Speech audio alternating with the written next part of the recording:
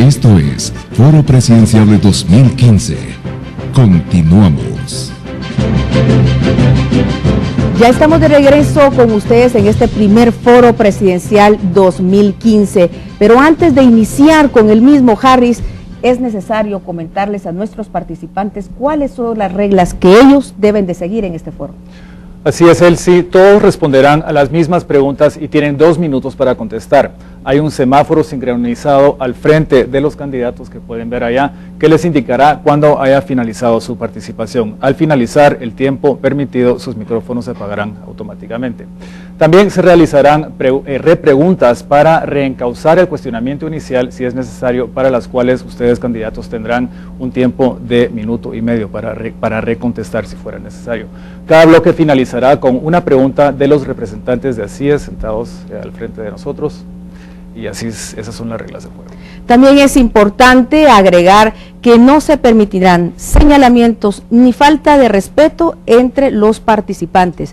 Creo que Guatemala se merece conocer quiénes son ustedes y, por supuesto, los proyectos de trabajo que ustedes vienen a presentar y determinar si son viables. Demos entonces inicio a este foro presidencial. Gracias, Elsie. Vamos a comenzar la primera ronda de preguntas y comenzamos con el candidato Manuel Valdizón, de Líder. Don Manuel, la ciudadanía ha visto altos niveles de corrupción en todos los niveles de la administración pública, particularmente y últimamente en el ICS, la SAT y las aduanas, solo por nombrar algunos. ¿Qué medidas concretas tomaría usted para ganarse la confianza del pueblo y transmitir un mensaje de honradez en la administración pública? Particularmente porque usted estaría llegando a la presidencia con un vicepresidente señalado por el MP y la CICIG de vínculos con redes de lavado de dinero. Bueno, primero quiero agradecer muchísimo la oportunidad de expresarme. En primera instancia, creo que es importante combatir directamente y frontalmente la corrupción. Las acciones que pretenderíamos implementar serían acciones preventivas: la bancarización del pago de salarios, el fortalecimiento de la Contraloría General de Cuentas, la digitalización de los informes y declaración de bienes de los funcionarios públicos, la modificación a la ley de compras y de probidad, la rendición de cuentas, que es sumamente importante, el acceso a la información pública. En el campo de las acciones punitivas, la creación de una comisión institucional de análisis administrativo que fortalezca a la IBE, la Contraloría General de Cuentas, la SAT, la Inteligencia Civil y el Ministerio Público. La denuncia pública. Es importante que la población denuncie, y qué bueno que denuncie, porque es importante que también se respete el Estado de Derecho, el debido proceso. Hoy más que nunca hay que atacar la corrupción de frente y hay que hacer las cosas como lo exige la población. Hoy son nuevos tiempos, la población exige cambios y hoy los políticos tenemos que atender a los nuevos cambios y a los nuevos momentos. El pueblo exige transparencia y para ello hay que trabajar con integridad, responsabilidad y honradez, por un pueblo que está cansado y exige a todas luces probidad en el manejo de los recursos del Estado. Hoy más que nunca y con mayor énfasis tenemos que atacar la corrupción con hechos, con acciones y aplicando el Estado de Derecho. No hay mejor herramienta para que la ley se cumple que la aplicación de la misma. ¿Y usted goza de esa credibilidad? Gozo de la credibilidad. En este momento quiero contarle que yo nunca he sido funcionario público, nunca he manejado recursos del Estado, he dedicado toda mi vida al trabajo empresarial y me he convertido en un activista político desde hace 10 años. Doctor Mario David García, vamos con la misma pregunta. La ciudadanía ha visto altos niveles de corrupción en todos los niveles de administración pública y podríamos decir que incluso en todos los sectores del país, especialmente en los casos del ICS, la SAT, las aduanas, por nombrar solo algunos de ellos. ¿Qué medidas puntualmente, pero muy puntualmente, tomarían ustedes para ganar esa confianza del pueblo y fortalecer estas instancias? Es preciso remontarse a los años 80 cuando comenzó la ola de democratización de América Latina. Guatemala se democratizó como tantos otros países, pero lo que fue triste es que la democracia implicó solo elecciones cada cierto número de años que no significaban el establecimiento de un Estado constitucional republicano de derecho. Y esto significó que cada 4 años los guatemaltecos fuimos a las urnas a elegir nuevos depredadores. Desde el primer gobierno de esta vigencia de la Constitución Política de la República de Guatemala en 1986, se acumularon una cantidad de hechos de corrupción realmente aborrecibles. Y hoy, que se quieren hacer las cosas, que hay demanda popular por cambios, tendríamos que pensar, por ejemplo, en extinción de dominio para todas esas grandes empresas que se hicieron a la luz de la corrupción más blasfema y obscena. Creo que hay necesidad de reformar, de rediseñar el gobierno de Guatemala a través del sometimiento al orden constitucional. La Constitución es, además de pacto fundamental de gobierno en una población, es un programa de lo que debe de hacerse desde el gobierno. Y el gobierno patriota del 2016 al 2020 tiene la plena certeza que vamos a lograr constitucionalizar el orden legal y republicano de nuestra república. Ese es el propósito, porque ya no aguantamos tanta corrupción acumulada en los últimos 30 largos, penosos años. ¿Usted propone entonces cambiar la Constitución? ¿Y No. qué cambiaría o qué haría específicamente, contundentemente, qué cambios haría? Licenciada Sierra, no me he dado a entender entonces. Lo que estamos proponiendo primero, antes que cualquier cambio a la Constitución Política de la República, es que los guatemaltecos entendamos que es una Constitución y nos sometamos a su cumplimiento. Porque hoy por hoy, ni gobernantes ni gobernados cumplimos la Constitución. Es un papel mojado a la fecha. ¿Cómo lo harían? Primero, en el orden educacional, es educando a los niños de tercer año en adelante qué es una Constitución. Desde el gobierno, que es tan solo la manifestación de gobierno como organismo ejecutivo, presionar justamente en exigencia de que se sometan todos los poderes de gobierno al orden constitucional. Gracias. Esta pregunta tiene tanto que ver con acciones concretas como el sentir popular en torno a, y con todo respeto, la imagen que tienen los políticos en Guatemala. Es una pregunta que tiene que ver con credibilidad.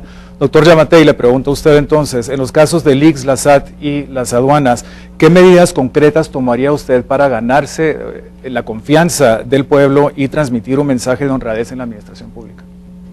Lo que se ha visto es, los casos que usted menciona son a duras penas algunos de los tantos mensajes de corrupción que tenemos, evidencia concreta de corrupción. Los cambios que Guatemala requiere es la generación de un gobierno que haga que la población pueda trabajar junto con el gobierno con credibilidad y confianza. Eso significa que hay que hacer un gobierno totalmente abierto, un gobierno honesto que se atreva a tener el auditaje social necesario para que efectivamente se pueda decir que ese gobierno es honesto. No basta con decir que se es honesto, hay que demostrarlo. Y yo creo que a la fecha muchísimos de los políticos en nuestro país han demostrado exactamente lo contrario de lo que el pueblo está pidiendo. Y la gente está pidiendo honradez. Nuestros impuestos no están siendo devueltos en bienes y servicios, sino se están siendo apropiados a una camarilla que se ha entronizado en el poder. Los cambios que Guatemala requiere son profundos, pero el primer gran cambio es hacer que la gente crea y confíe en su gobierno, para que juntos, gobernantes y gobernados, podamos principiar a reorganizar las instituciones, las que usted mencionó, y el resto de las instituciones que se tienen que ir depurando de esta clase que la ha gobernado. Guatemala tiene un gobierno que tiene 586 instituciones que compran, cada quien abusando de su discrecionalidad.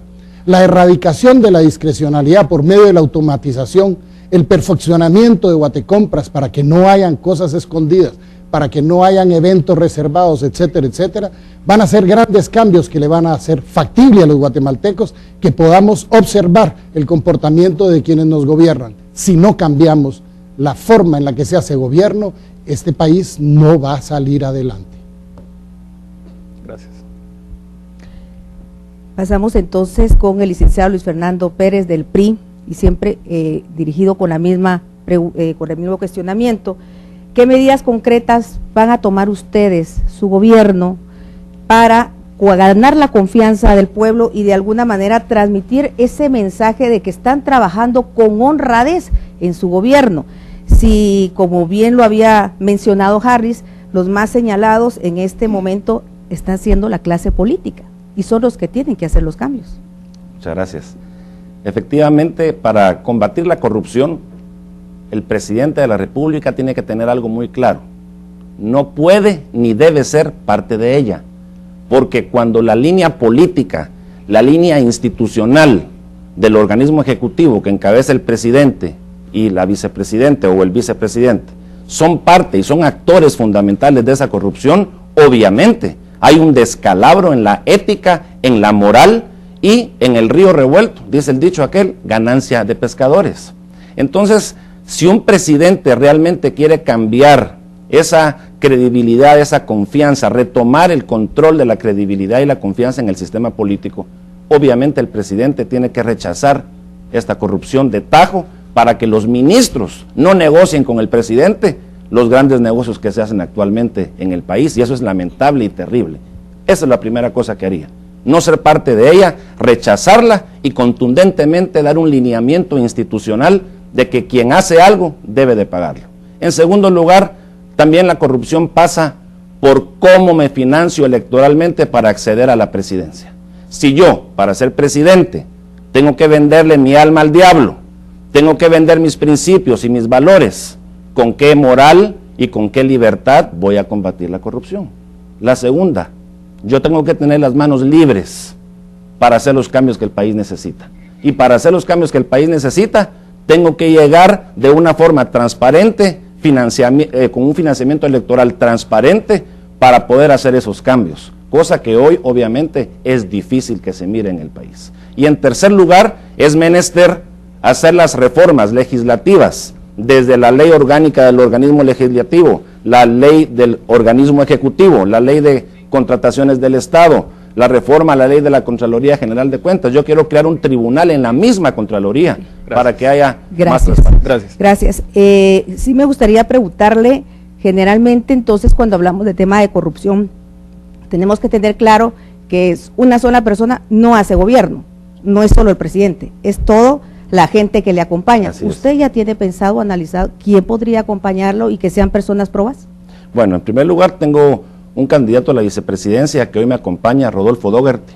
Es un hombre honesto, un profesional exitoso, es una persona que va a hacer el gabinete económico y hacer el planteamiento constitucional de que es un vicepresidente.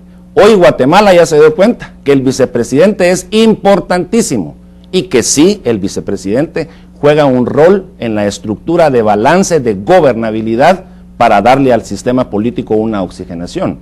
Nosotros contamos con un equipo de profesionales, jóvenes, adultos, gente con sabiduría, con mucha experiencia, pero también gente que está intentando participar ahora por primera vez en política porque se ha dado cuenta que Guatemala requiere del mejor concurso de sus hijos para sacar adelante el país. Y ese es el compromiso del PRI, trabajar con transparencia, con libertad, con integridad, pero principalmente, Elsie, nosotros tenemos que lograr transmitir la seguridad y la confianza pública en resultados. Okay. Si la población ve resultados, hay prosperidad. Gracias.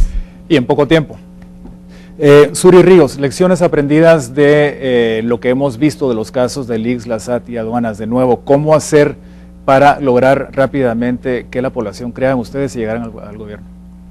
Cero tolerancia a la corrupción, con el ejemplo, con por lo menos 700 ciudadanos que participen en la gestión pública, con un gobierno electrónico, con más tecnología, con innovación y con menos papel, con un gobierno que sea facilitador, que cierre los espacios de discrecionalidad.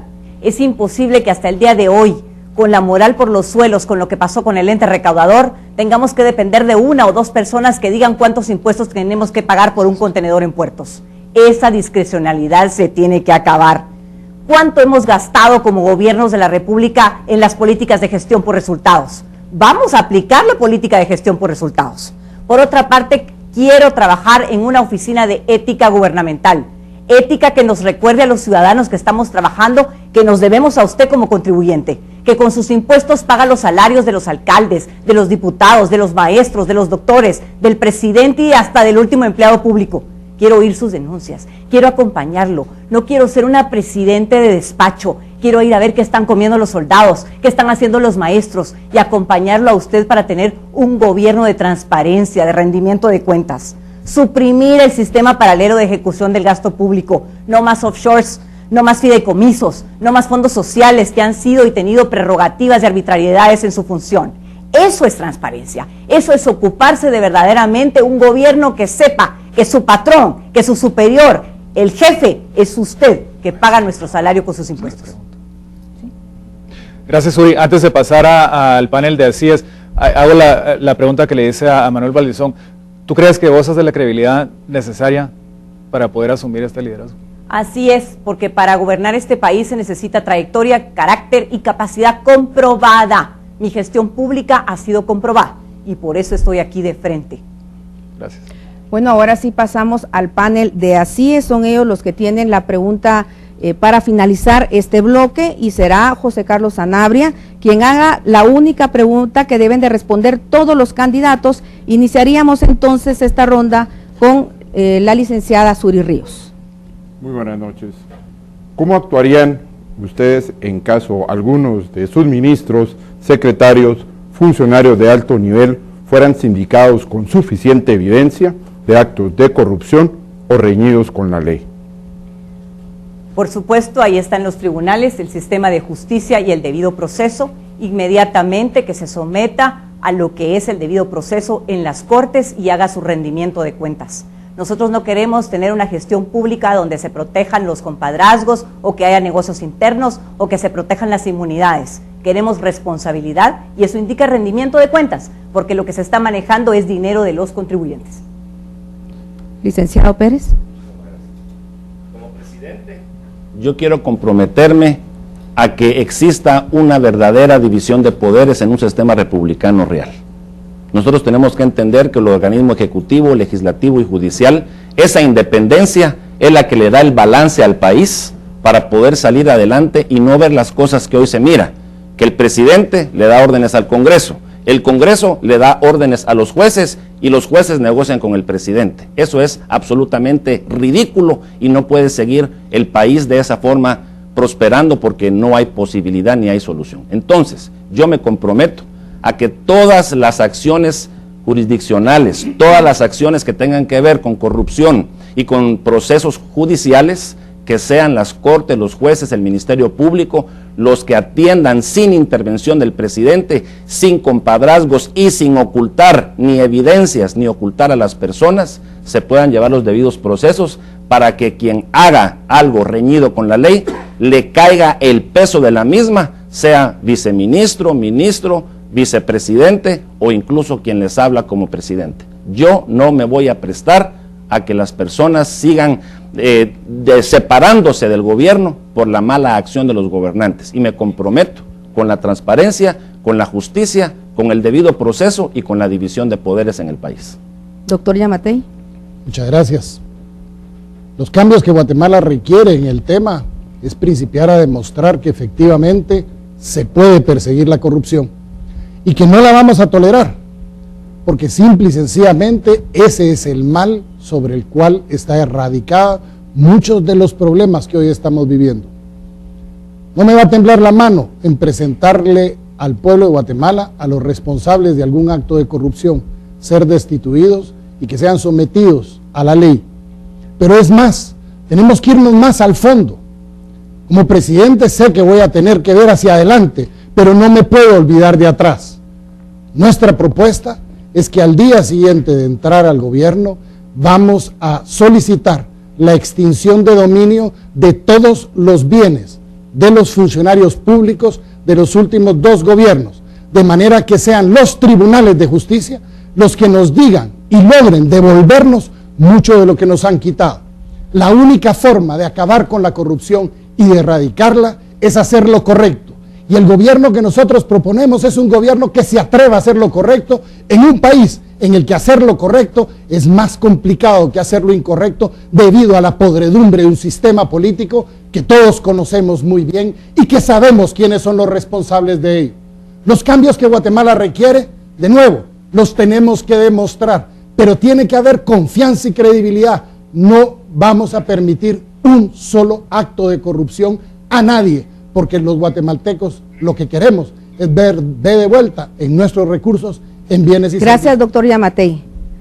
Doctor Mario David García. Sí, yo celebro la formulación de la pregunta del licenciado Sanabria en los términos en los que fue realizada, porque enfatiza un aspecto fundamental, la suficiente evidencia. Hoy se habla con ligereza del problema de las aduanas, que es corrupta desde que la conocemos hace 40 años, de la SAT, del ICS, pero no llega a la evidencia.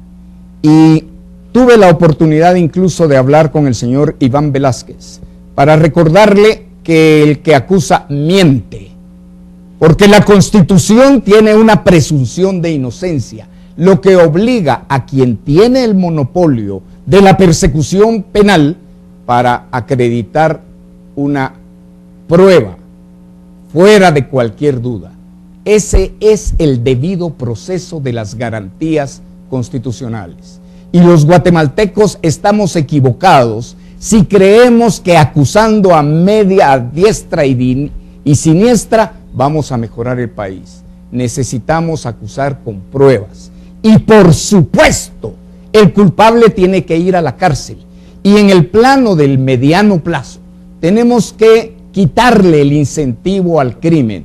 Tenemos que fortalecer la penalización de las normas en cuanto a castigar la corrupción, porque se le está robando al pueblo. Licenciado García, perdón, solo para entender bien, ¿usted está cuestionando entonces la participación o la labor que está realizando la CICIG en Guatemala? ¿Está diciendo que no han presentado pruebas? Fíjese que, señor Whitbeck, desde que se estableció la CICIG en Guatemala han sido ligeros frívolos en la presentación de la prueba. El señor Castresana, el señor Dalanés y el señor Velázquez. Yo exijo, como constitucionalista, como profesor de doctorado en Guatemala y en Argentina, que se respete el orden constitucional y que se acuse, por supuesto, pero presentando y acreditando pruebas. Porque es muy fácil demeritar y desgraciar dignidades. Incluso aquí, a la par, tengo a alguien que le desgraciaron parte de su vida. Yo le prologué su libro, que es realmente dramático en lo que cuenta de una acusación infundada. No puede ser esto en Guatemala. Si queremos arreglar las cosas en Guatemala, como lo va a hacer mi gobierno, lo tenemos que hacer bien, en apego a la Constitución Política de la República, en apego al límite, a la discrecionalidad abusiva del funcionario público. Okay. Doctor Manuel Valdizón, le vuelvo a repetir la pregunta que hicieron los señores de Asíes. ¿Cómo actuaría en caso usted, alguno de sus ministros, secretarios o funcionarios de alto nivel fueran sindicados con suficiente evidencia de actos de corrupción o que están reñidos con la ley? ¿Cuál sería su actuación? Muchísimas gracias. Como doctor en Derecho, tengo que ser muy claro en el tema del debido proceso. El imperio de la ley, sobre todo, debe fortalecerse ante cualquier acusación. Existe un principio de inocencia, existe también el principio de retroactividad de la norma, existen los principios generales de la jurisdicción, el noctio, coertio, iocartio, iuquitium y executium, que permiten a la norma ser eficaz. Presunciones de inocencia, rumores, falsas imputaciones, utilización de la prueba como la fruta del árbol prohibido, lo único que únicamente hace es destruir la razón de una investigación real. Debemos acusar con pruebas, debemos actuar con la ley en la mano. Y es indudable que durante este tiempo, donde la población pide a gritos justicia y que se conozca la verdad, que se señale con actos y con pruebas fehacientes, para que el juez pueda hacer, a través de la razón, la lógica y razonada, emitir el fallo respectivo. Cuando un ministro, cuando un funcionario sea responsable y condenado bajo debida sentencia ejecutoriada, debe expulsarse del gobierno. No a los rumores, no a la utilización de implantación de pruebas. Hoy más que nunca debemos actuar con la ley en la mano. Actuar con rumores, actuar con difamaciones, es actuar en contra de la ley. Es evidente lo que hoy acontece. Gracias, doctor. Gracias, señor. Una pregunta entonces, ¿usted y su partido han actuado con la ley en su campaña electoral hasta este momento? Hasta ese momento le quiero decir que con toda la razón hemos actuado con la ley electoral en la mano. El Tribunal Supremo Electoral ha violado un acuerdo y hay que ver los amparos que serán resueltos. Cuando se inició el proceso de campaña, se estableció un techo de campaña de 58 millones de quetzales. A los 3 meses, antojadizamente, modificaron el techo de campaña y lo redujeron un 10%, lo cual implica que se está violando el principio de irretroactividad de la ley. Quien conoce de derecho, conoce la realidad. Quien no conoce de la ley, no entiende que han pasado por encima de la norma constitucional y debe ser la Cámara de Amparos y la Corte de Constitucionalidad quien ponga en su lugar al Tribunal Supremo Electoral. Gracias. Bueno, nos vamos a ir a unos mensajes y regresamos con más de este foro 2015.